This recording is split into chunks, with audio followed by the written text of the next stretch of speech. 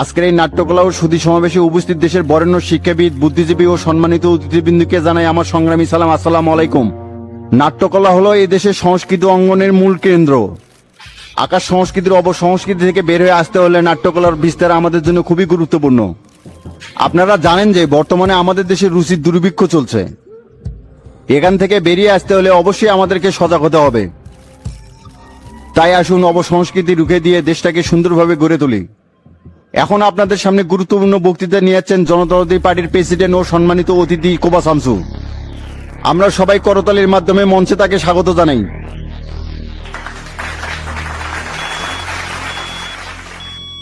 আসসালামু আলাইকুম। আপনারা সবাই কেমন আছেন? প্রথমেই ধন্যবাদ জানাচ্ছি নাট্যকলা পরিষদকে যে এত সুন্দর একটা অনুষ্ঠান আয়োজন করছে ও এখানে যারা আমাকে আমন্ত্রণ করছে সবার প্রতি কৃতজ্ঞতা প্রকাশ করছি।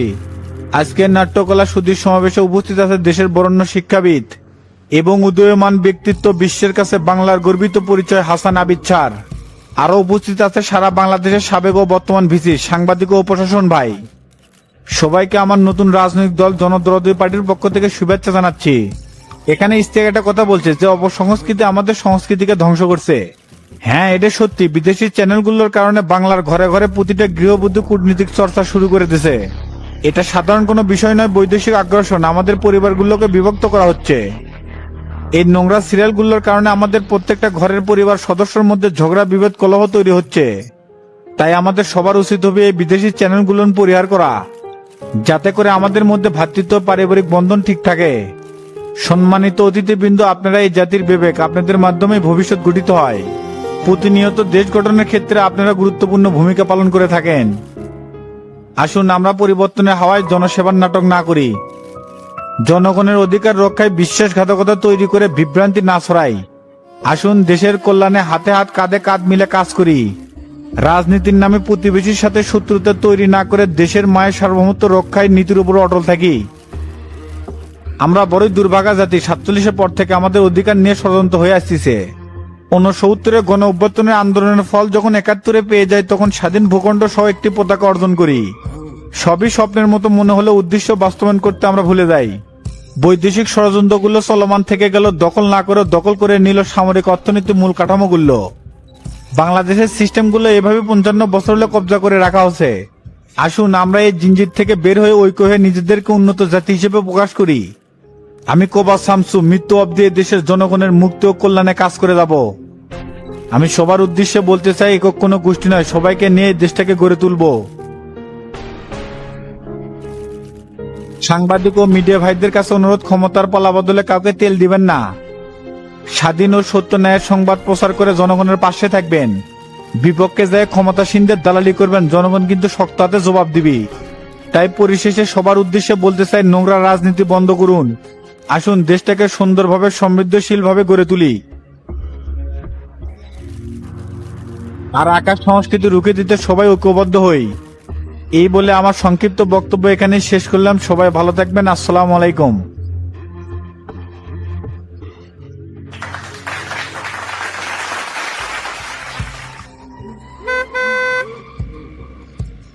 স্যার, প্রশাসন থেকে সিকিউরিটি ফোর্স নিয়োগ দিতে যাচ্ছেন নাকি আলাদা করে অ্যাপয়েন্টমেন্ট করবেন?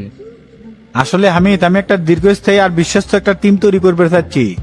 এর জন্য যাচাই বাছাইয়ের মাধ্যমে লোক নিয়োগ দেওয়া হবে। ঠিক আছে, আমি ব্যবস্থা করে দিবনি। যোগ্য লোক বাছাইয়ের মাধ্যমে শক্ত একটা টিম করে দিব। এইদিকে তো সেলিম স্যার আমাকে বলতেছে সামরিক বাহিনী থেকে লোক নিতে। সেটা দেখা যাক কি করা যায়।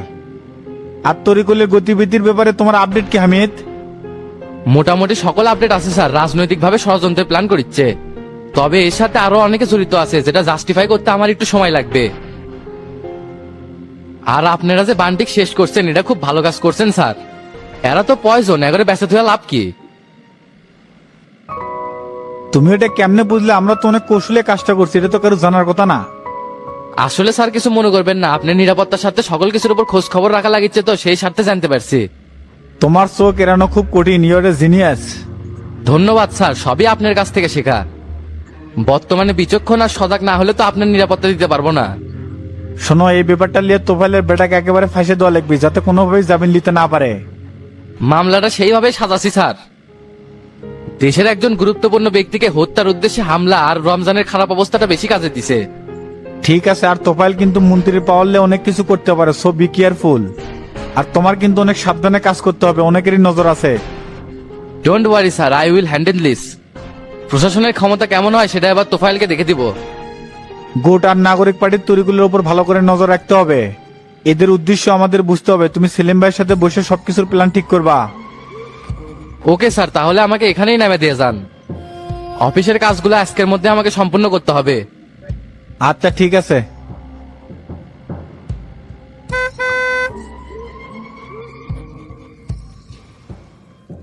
ভাই পতেঙ্গা থেকে যে লাশটা পাওয়া গেছে ওটার কি পোস্টমর্টম করা শেষ? জি বাবু, আবিসে শেষ করলাম, খুবই দুর্দর্শ ভাবে মারা হয়েছে। ভাই তাহলে একটু লাশের চেহারাটা দেখি, ডিগনিটা খোলেন তো। জি বিলকুল, এই যে দেখেন।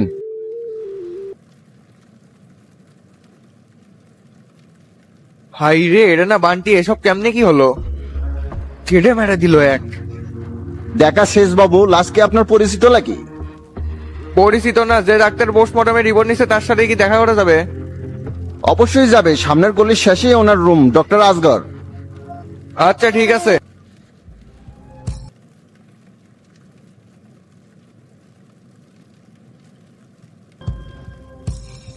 ডাক্তার সাহেব আসবো? হ্যাঁ আসেন বসেন।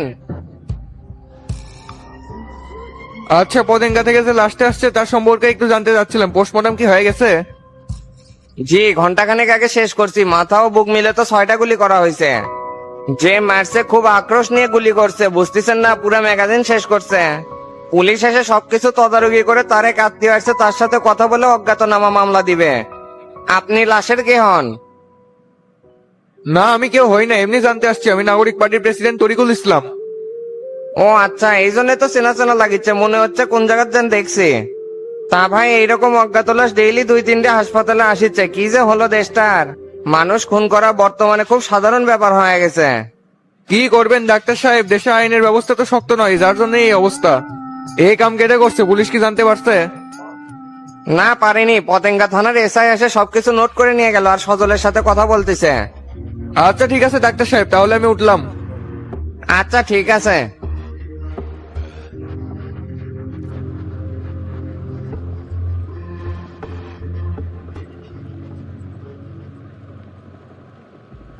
শালা বেঈমান, এত বড় সর্বনাশ আমার করে পারছিল।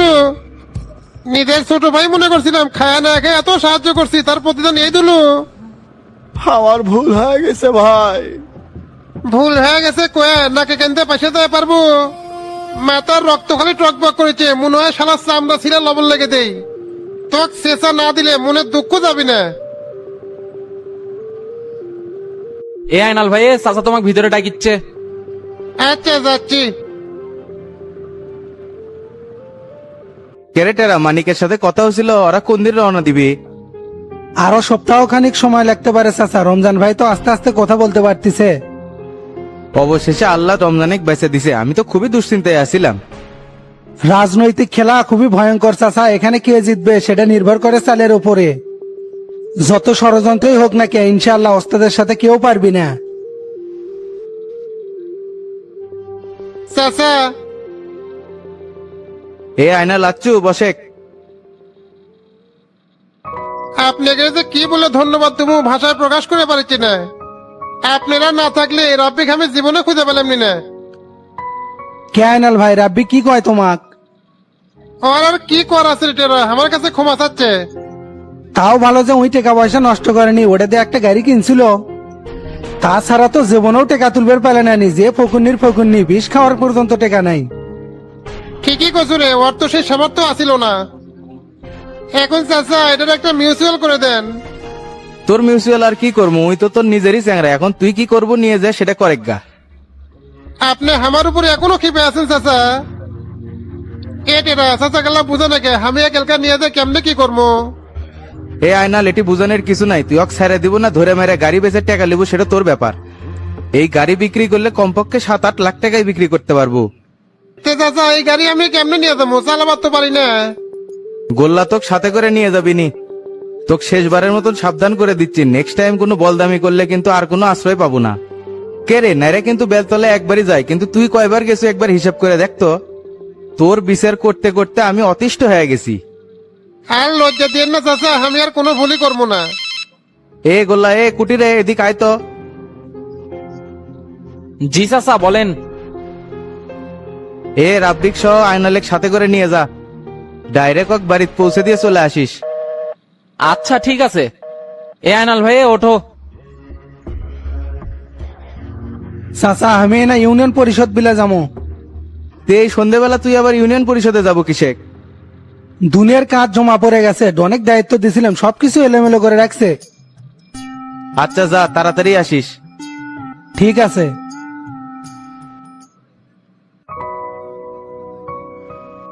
হ্যাঁ স্যার বলেন, আপনার কি সেবা করতে পারি?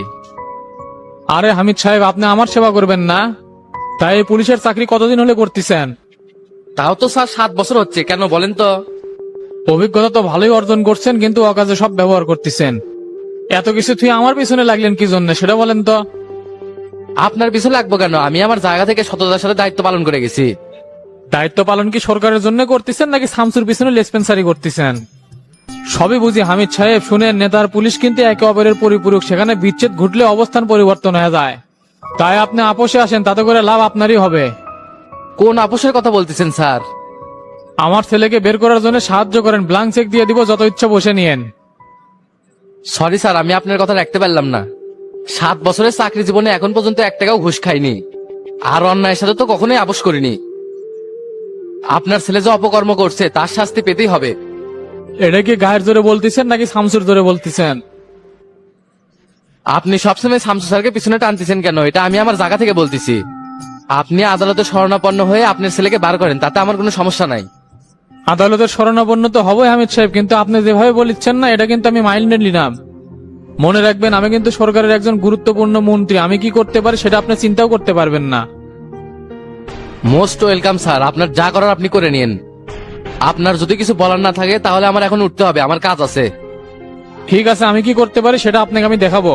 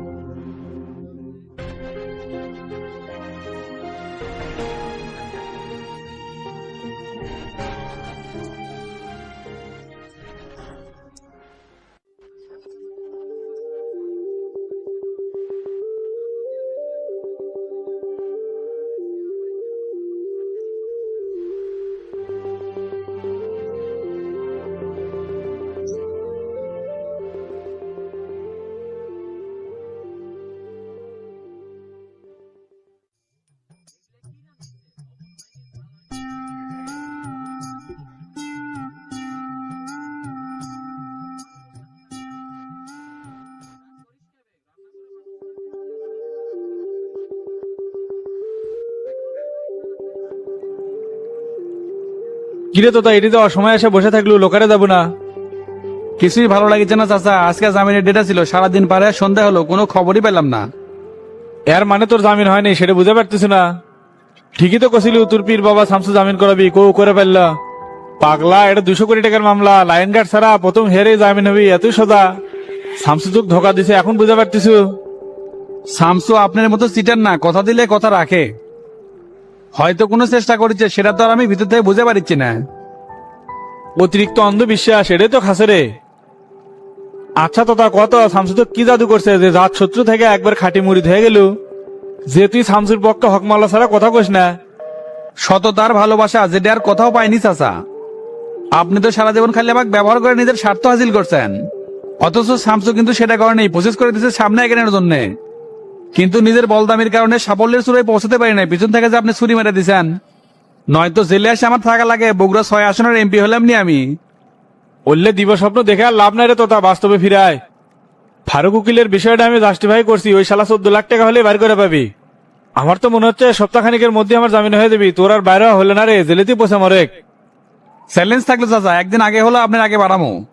আর ফারুক উকিলে বিশ্বাস করে 14 লাখ টাকা দিবার চাচ্ছেন না, দেন ফয়েজ মারা খাবেন। একটু আগে না করলেন 200 কোটি টাকার মামলা, প্রথম হিয়ারিং এ জামিন হবি না। এ টেকাই করবি জামিন, আর মরদের হবি নাম। 14 লাখ টাকা কি এমনি এমনি দিবে চাচ্ছি রে, ছেলের হাতের মোয়া নাকি? সামনে বুধবারের দিন বাইরে যাচ্ছি, সেটা এমনি দেখতে পারবো। আর আমার কাপড় চোপড় যা আছে সবকিছু তুই দিয়েছে, চলে যাবো, টেনশন করিস না। খালি ফাঁকা আওয়াজ, আগে বের হন, তারপরে চাবাবিটা এননি। ফটিকের কাম বাচ্চা যে লাইন গেট করে আপনাকে বাই করবি, এত বড় মরদই হয়নি চাচা। এই 4 দেওয়ারের মধ্যে ঢোকা সহজ, বের হওয়া খুব কঠিন।